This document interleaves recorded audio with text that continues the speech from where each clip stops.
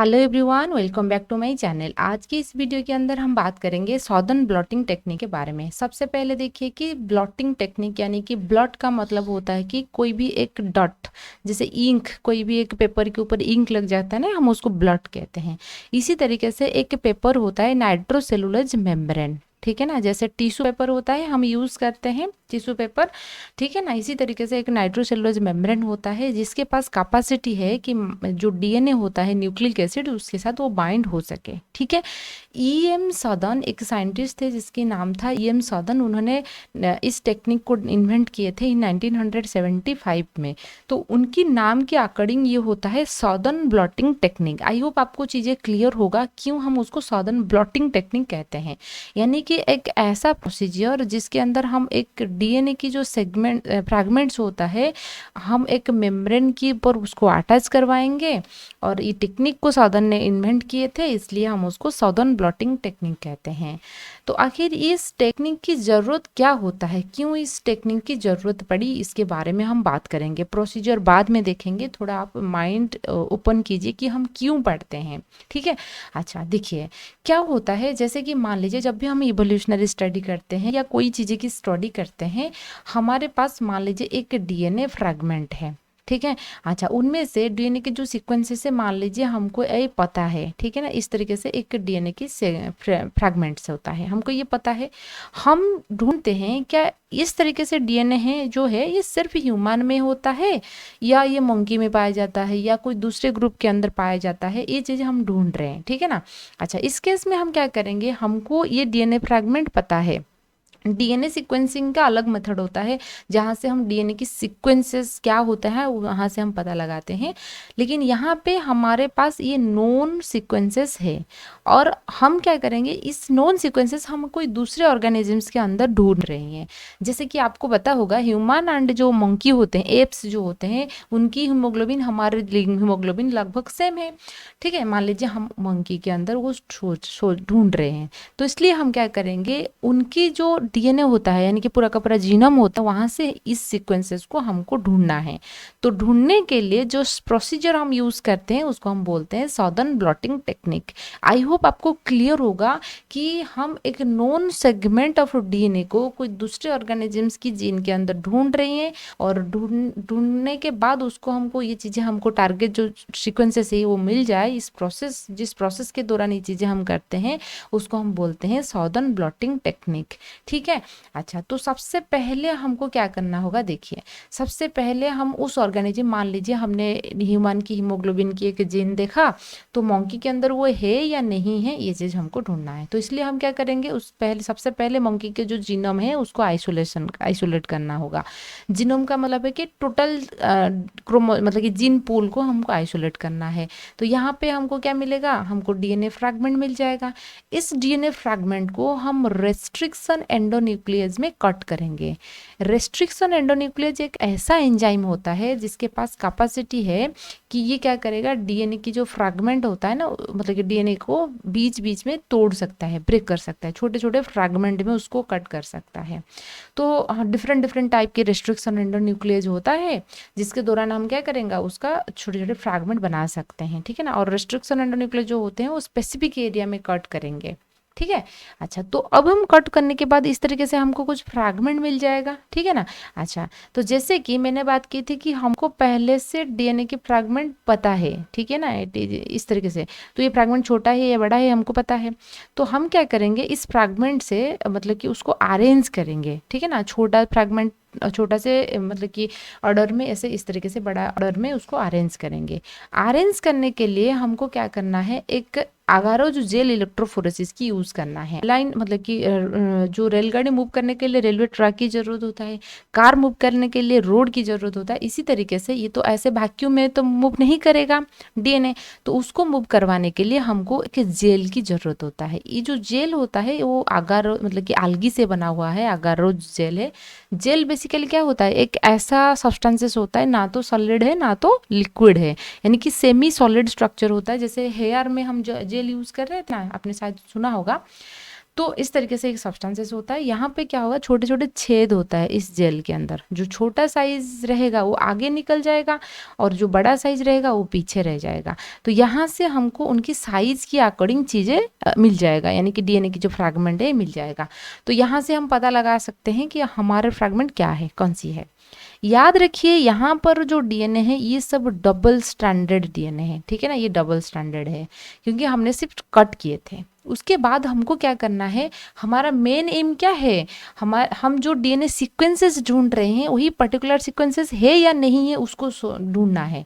तो double standard DNA से तो हम कभी भी सीक्वेंसेस पता नहीं लगा सकते हैं ना, तो इसलिए हमको क्या करना है, उसको सिंगल स्टैंडर्ड बनाना है, क्योंकि इस तरीके से रहेगा सिंगल स्टैंडर्ड तभी तो हमको पता लगेगा ना। तो सिंगल स्टैंडर्ड करवाने के लिए कोई भी डीएनए को उनकी जो सिंपल सा बात क्या होता है, दो स्ट्रैंड के बीच में जो हाइड्रोजन बॉन्ड है उसको तोड़ना है, और हाइड्रोजन बॉन्ड जो होता है एक कोवैलेंट बॉन्ड होता है, उसको तोड़ने के लिए आपको एक अल्कलाइन सॉल्यूशंस की जरूरत होता है। आई ना बात समझ में, मैं पूरा का पूरा उनकी स्टेप्स जो होते हैं बताऊंगी नोट्स के साथ साथ, पहले आप थोड़ा समझ लीजिए। तो अब हमने क्या किया, वही जेल के अंदर उसको उनका जो फ्रैगमेंट था उसको हमने सिंगल स्ट्रैंडर्ड डीएनए में कन्वर्ट कर लिया, ठीक है। आपके पास अभी सिंगल स्ट्रैंडर्ड डीएनए है। अब हम क्या करेंगे, इस जो, ठीक है ना, इसको हमको ट्रांसफर करना है कहाँ पे, उसको हम मतलब कि जेल से हमको एक पेपर से ट्रांसफर करना है। तो पेपर को ट्रांसफर करने के लिए हमको क्या करना पड़ेगा, देखिए जैसे मान लीजिए आपकी आपकी कोई एक यहाँ पे कुछ चीज़ें हैं, इंक है, या तो मान लीजिए पानी गिरा हुआ है, आपने कहीं एक छोटा सा मतलब कि हैंडकरचीफ हो गया उसको लगाओगे तो वो पानी को सक कर लेगा ना, समझ रहे हो ना। इसी तरीके से इस जेल के अंदर जो डीएनए है, हम एक ऐसा मेम्ब्रेन उसके ऊपर डालेंगे जो सिर्फ और सिर्फ क्या करेगा, डीएनए को सक कर लेगा, ऑब्जर्व कर लेगा, समझ रहे हो ना बातें। यानी कि जेल के अंदर डीएनए है, हम एक ऐसा मेम्ब्रेन उसके ऊपर ऐसे लगाएंगे ताकि वो डीएनए को सिर्फ और सिर्फ कैच कर लेगा, ठीक है। अच्छा, तो इसलिए हमको क्या करना पड़ेगा, सबसे पहले उस ये जो जीएल विथ सिंगल स्टैंडर्ड जो डीएनए है उसको ट्रांसफर करवाना है एक ट्रांसफरेबल टैंक के अंदर, ठीक है ना। इस ट्रांसफरेबल टैंक को थोड़ा फोकस कीजिए, ठीक है ना। पहले आप क्या करोगे, इस टैंक के अंदर कुछ स्पॉन्जेस या वॉकमैन पेपर वगैरह ऐसे रख सकते हो, स्पॉन्ज है। अच्छा, स्पॉन्ज के ऊपर आप क्या करोगे, वही जेल को डालना है, gel along with single standard DNA, ठीक है ना। यहाँ पर सिंगल स्टैंडर्ड डीएनए जो होता है अवेलेबल होता है वही जेल के अंदर। फिर उसके ऊपर हमको नाइट्रोसेलुलोज पेपर डालना है या नायलॉन मेम्ब्रेन जो है वही डालना है, ठीक है। पहले आपने जेल डाल रहे हो, उसके बाद नाइट्रोसेलुलोज पेपर डाल रहे हो, उसके बाद हमने वॉकमैन पेपर डालेंगे, उसके बाद कुछ हेवी वेट, ताकि हेवी वेट डालने की ये मकसद होता है, हेवी वेट कुछ प्रेशर डालेगा और इस प्रेशर की वजह से जो जेल के अंदर, ठीक है ना, ब्लू कलर वाला जो ये वाला जो स्काई कलर देख रहे हो, इस जेल के अंदर जो डीएनए है वो ऑटोमेटिकली नाइट्रोसेलुलोज के ऊपर अच्छे से चिपक जाएगा। जितना आपने प्रेशर दोगे उतना अच्छे से वो चिपक जाएगा, ठीक है ना। अच्छा, तो क्या होगा, कैसे चीजें मूव करेगा, मतलब कि हमको कैसे पता लगेगा और ये कैसे मूव कर रहा है, देखिए हम क्या करेंगे, कुछ बफर ऐड करेंगे, ठीक है ना, बफर कुछ ऐड करेंगे, बफर सोल्यूशन कुछ ऐड करेंगे, सेपरेट ऐड करने के बाद बफर जो होगा, मतलब कि पूरा का पूरा स्पॉन्ज नहीं है, इतना तक हमको बफर ऐड करना है। बफर के पास ये बफर क्या करेगा, वो ऐसे आगे की ओर मूव कर जाएगा, है ना, वाटर मॉलिक्यूल होते हुए। तो जब भी ऐसे वो बफर मूव करेगा, बफर स्पॉन्ज जो पहले भीग गया, फिर उसके बाद जो जेल है, बफर जेल चीज़ों को रन करेगा, उसके बाद वो बफर चला जाएगा कहाँ तक, नाइट्रोसेलुलोज पेपर तक। नाइट्रोसेलुलोज पेपर में क्या होता है, जो बफर जब मूव करेगा उसके साथ साथ बफर उनकी कैपिलरी एक्शंस के थ्रू ऊपर ऊपर मूव कर रहा है, ठीक है ना। इसी तरीके से क्या होगा, ऊपर से ही तो हमने प्रेशर डाल रहे हैं, नीचे से बफर क्या कर रहा है, जो डीएनए मॉलिक्यूल्स था जेल के अंदर वो उसको भी मूव करवा रहा है, ठीक है ना। इसके दौरान क्या होगा, अब नाइट्रोसेलुलोज मतलब कि मान लीजिए यहाँ पर जेल था और जेल के अंदर आपकी इस तरीके से डीएनए प्रेजेंट था, ठीक है ना।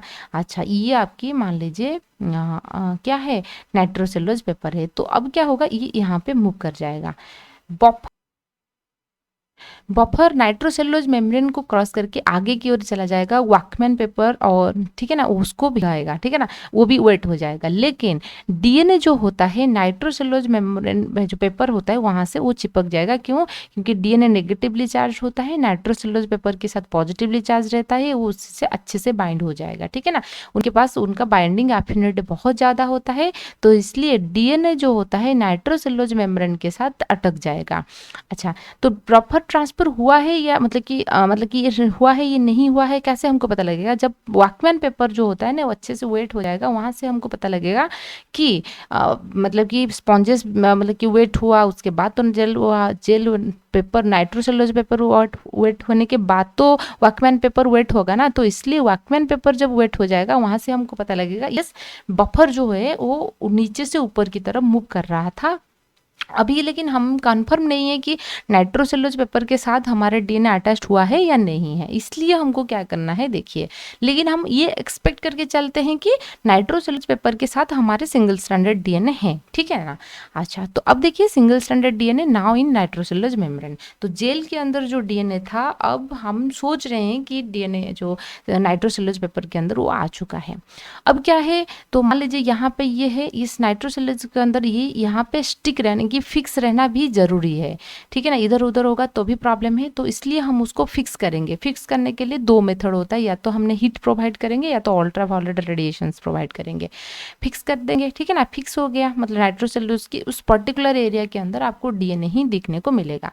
उसके बाद हम देखेंगे क्या, उसके बाद हम क्या करेंगे, कुछ हाइब्रिड मतलब कि हाइब्रिडाइजेशन के लिए कुछ हाइब्रिड प्रिपेयर करेंगे। देखिए हाइब्रिड हम कैसे प्रिपेयर करेंगे। हाइब्रिड क्या होता है, एक ओलिगोन्यूक्लियोटाइड सीक्वेंस, छोटा सा डीएनए सीक्वेंस हो सकता है या तो आरएनए सीक्वेंसेस होता है। जैसे मैंने आपको स्टार्टिंग से बात की थी कि हमारे पास नॉलेज है कि हम इस डीएनए को ढूंढ रहे हैं, ठीक है ना। तो इसलिए हम जो तैयार करेंगे हाइब्रिड, तो ये क्या होना चाहिए, ठीक है ना, ये उनकी कॉम्प्लीमेंटरिटी होना चाहिए, ताकि ये वाला सेगमेंट रहेगा तो उसके साथ क्या हो जाएगा, बाइंड हो जाएगा। समझ में आ रहा है? तो इसलिए हमारे पास तो नॉलेज है, तो इसलिए हम हाइब्रिड बनाएंगे, ठीक है ना। अच्छा, इस हाइब्रिड के साथ साथ हम कुछ फ्लोरोसेंस प्रोटीन या तो कुछ, ठीक है ना, ऐसा मॉलिक्यूल ऐड करेंगे जो कि बाइंड होने के बाद हमको पता लग जाएगा। क्योंकि ये तो मॉलिकुलर लेवल में काम हो रहा है ना, ऐसा नहीं कि आपको नेकेड आई में सारी चीज़ें देखने को मिलेगा, हाँ बाइंड हुआ है नहीं हुआ है, ठीक है ना। तो इसलिए हम क्या करेंगे, जो हाइब्रिड हमने प्रोब बना रही हैं, ठीक है ना, प्रोब जो बना रही हैं उसमें कॉम्प्लीमेंटरिटी सीक्वेंसेस तो जोड़ेंगे, और वही कॉम्प्लीमेंटरिटी सीक्वेंसेस जो रहेगा वो मतलब कि फ्लोरोसेंस भी डाई में हो सकता है, ठीक है ना। इसी तरीके से वहाँ से वो लेबल्ड रहेगा। तो अब हम हाइब्रिड हमारे पास बन गया, तो इस हाइब्रिड को हम अलाउ करेंगे कि तुम जाके बाइंड हो जाओ वही सिंगल स्ट्रैंडेड डीएनए जो नाइट्रोसेलुलोज मेम्ब्रेन के साथ था। प्रोब तभी बाइंड करेगा जब कॉम्प्लीमेंटरिटी सीक्वेंसेस रहेगा। यदि कॉम्प्लीमेंटरिटी सीक्वेंसेस नहीं रहेगा तो प्रोब क्यों बाइंड करेगा?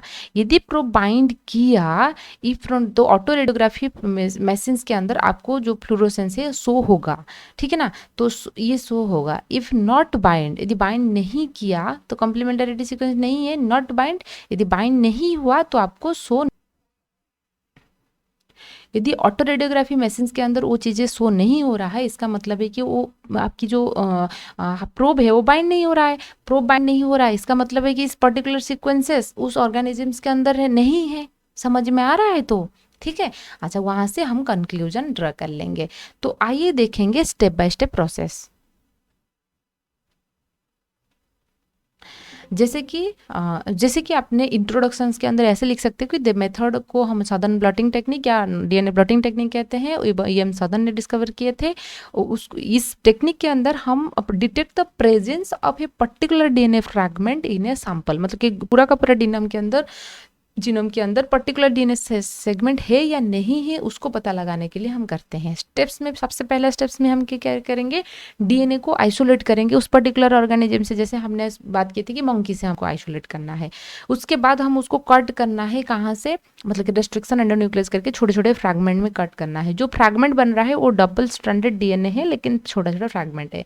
उसको हमको जेल इलेक्ट्रोपोरेसिस, मतलब कि अगर वो जेल में रन करवाना है, क्यों रन करते हैं, ताकि वो अरेंज हो सके उनकी फ्रैगमेंट वाइज, ठीक है ना। होने के बाद हम क्या करेंगे, नेक्स्ट स्टेप्स हमारा होता है वही डबल स्टैंडर्ड डीएनए को हमको सिंगल स्टैंडर्ड में बनाना है, ठीक है ना, कन्वर्ट करना है। तो इसलिए हम क्या करेंगे, कुछ अल्कालाइन सॉल्यूशंस ऐड करेंगे। वो अल्कालाइन सॉल्यूशन जो होता है हाइड्रोजन बॉन्ड को ब्रेक करेगा, ब्रेक करने के बाद डबल स्टैंडर्ड डीएनए अभी सिंगल स्टैंडर्ड को कन्वर्ट, ठीक है ना।